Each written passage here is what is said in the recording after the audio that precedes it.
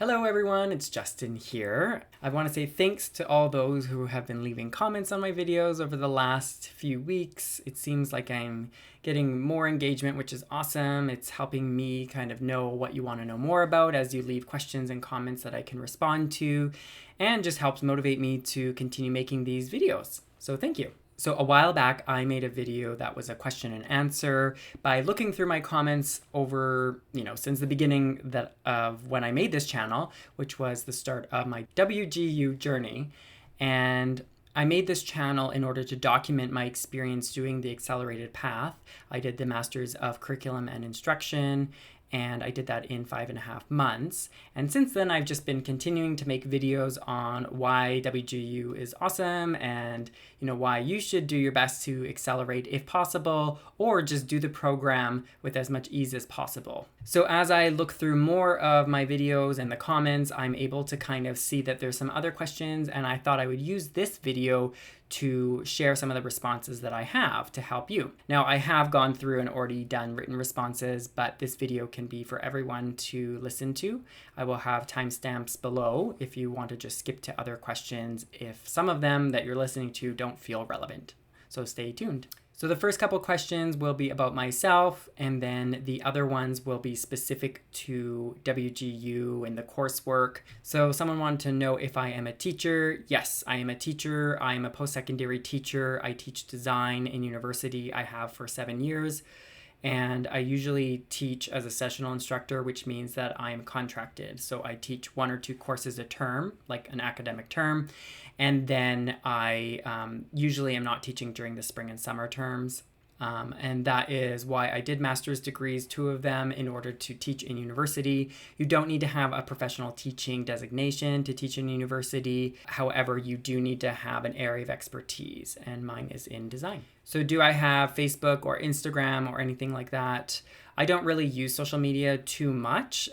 If you want to follow me, basically the best way is just to subscribe to this channel.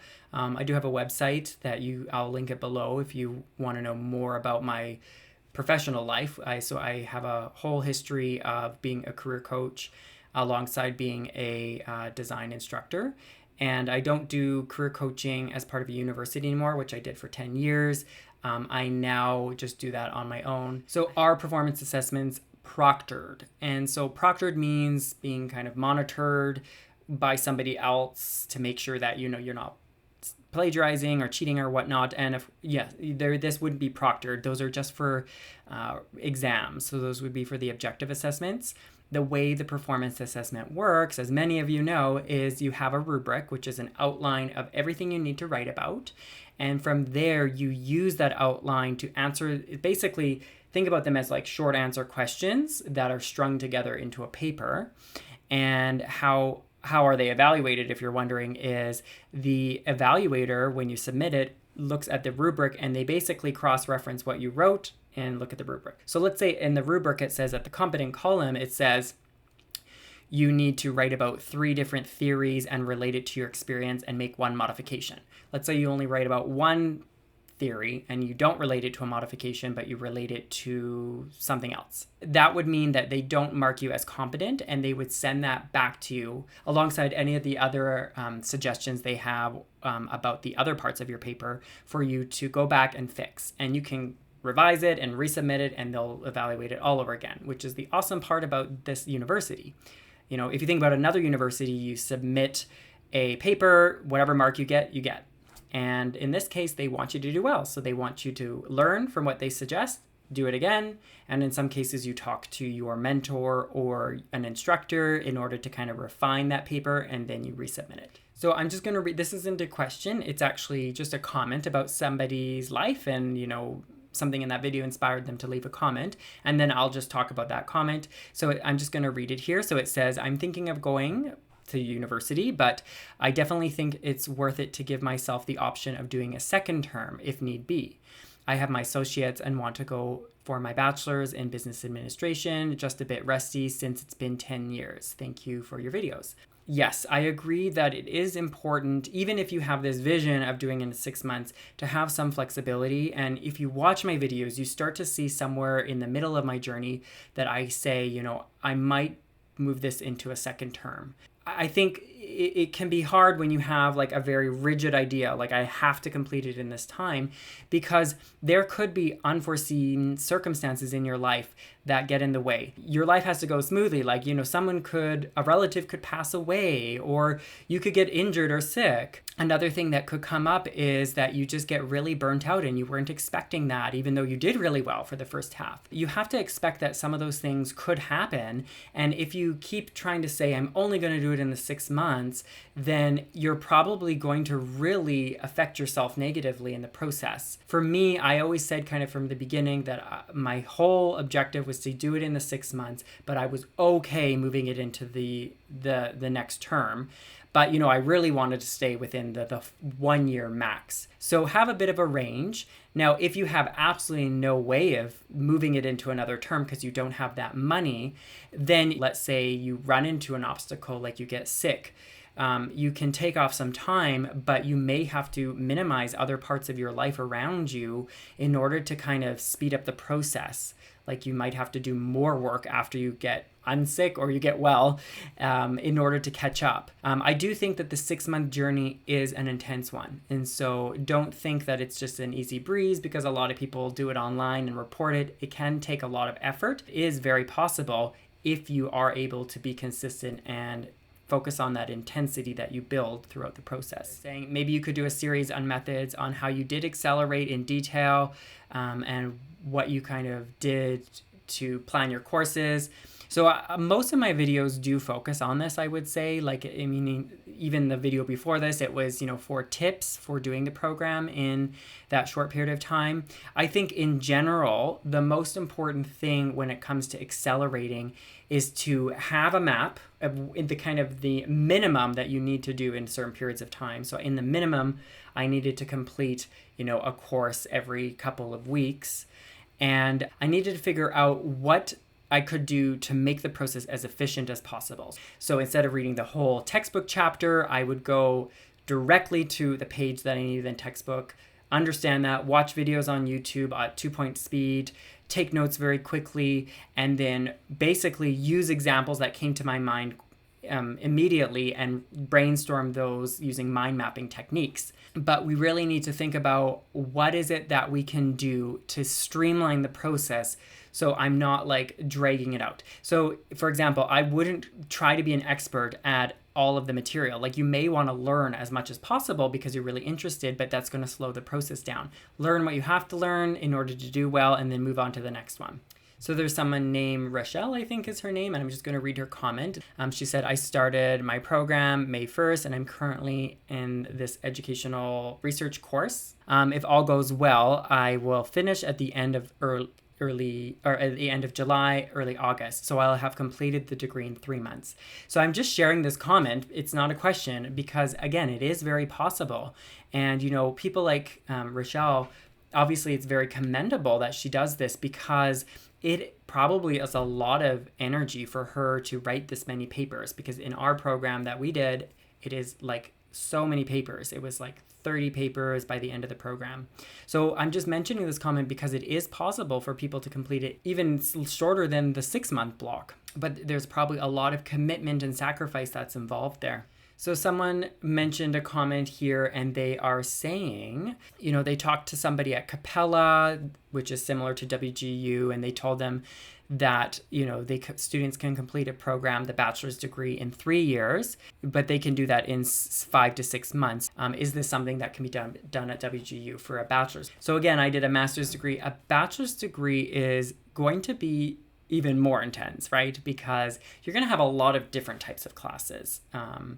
Primarily because there's going to be general education courses. So you might have to take a history course, you might have to take a math course, you might have to take an IT course, even though maybe your major is in something else, because there's going to be some general courses. And sometimes those courses are going to be easy for you and sometimes they're not. For me, when I was in a master's, I could specialize in an area I already had work experience in. So in order to do it in less than a term, you do need to have some background knowledge or some good intelligence around the topic. And by good intelligence, I just mean you have to be, let's say you're doing a math degree, you have to be able to be good at math. You can't be kind of trying to get good at something if you're trying to do this in an accelerated way. You kind of have to have a certain level of intelligence, a certain commitment, a certain drive. You have to really keep yourself motivated, even if you don't want to do the coursework. And that can be hard for some people that really are challenged with procrastination. You also have to figure out how to minimize other parts of your life. So for example, if you're a family, your family has to know that, this 6 months, you're going to be a little bit checked out a bit. It's not going to be like you're totally checked out, but you might have to reserve time after dinner for your school instead of, spending time with your kids. So you have to think about ways to minimize other parts of your life in order to give yourself room to do this program. But I do think it is possible to do a bachelor's degree. There are people who have done it. You have to just ask yourself those questions. Do I have the skills and knowledge and drive and kind of fervor to do this? And if you do, and if you're kind of ripe and ready, then I think it's very possible. So there was a video I made on my 1-month update, and there was a question that said, I would like to know at what point in your enrollment you had access to the courses. So you generally are enrolled into 4 courses at the very beginning of the term, but you cannot actually open the textbook, look at the rubric for the performance assessments, do the pre-assessment for the objective assessments until the day that your program starts. You can kind of look at the portal, but you can't actually start the material. So if you look at my video on pre-gaming, there are some techniques you can use to start the ball, getting the ball rolling by watching videos on the kind of topics that might show up in that course. And you can look at there's like a program study guide online that you can search for, or you can look on the website. They have kind of a guidebook for the curriculum, and you can look at the main high-level topics and just start to learn a little bit about them prior to starting. So was I working while I was completing my program? Yes, I was working. I worked part-time to start, which really helped me kind of get full-on immersed into the program, get acquainted, and do a lot in those first couple months. Then I started teaching in September, and I started teaching 2 courses, and then I had a part-time job still, 25 hours a week, and I was doing a freelance project. So in that time, I slowed down and I had a harder time getting things done, but I really went hard at the end of my degree because I just shut out everything in my life and went hard. I was working 6 hours a night, every night till midnight, getting things done in my capstone. So yes, you can work, but I also didn't have, a family that I had to attend to. I didn't really have a lot of hobbies that I was doing on the side. I have some friends, but it was COVID, so we weren't really seeing each other that much. So really it was just work and school that was going on in my life. So can you talk more about how, assignments are evaluated through WGU? That was another question. So I did talk about this earlier. Essentially, you submit it, and it will take 3 days generally to get your assignment assessed by an evaluator, and their whole job is dedicated to evaluating assignments. So they go detailed in the sense that they look at all the criteria points, and they go, even sometimes they'll look at the wording, they're looking at the punctuation. Now at the Teachers College, it can take up to 5 days as a notice that they put to hear back from evaluator. I will say that there were a few times where I did get an assignment back with the next day, but you should kind of know that it takes at least 2 or 3 days to get evaluated. So of all the classes in my program, which one would I say was the most difficult for me? So I would say there was one objective assessment, and it was on research foundations. I found it hard because there was just a lot of material to memorize, and I had to do this within a couple weeks max. So I basically had to just study every single night. I couldn't leave a day because I needed to kind of memorize that information, but almost in a way kind of put it all in there and not forget it. And so I didn't take a day off. So every single night I was studying for at least 1 to 3 hours. And I just kept going back to the material and learning it all over again. So I didn't just study a chapter, then move on to the next one. I kind of studied a chapter. The next day I reviewed it and then looked at the next one. Then the third day I kind of looked back at those 3 chapters. And so I just kept going back and back and back, and it kind of sunk into my head. But I just found it hard because when you're trying to study a lot of content, you kind of need to keep committed. And there were a few days where I was getting really tired of studying, but something kept me moving along.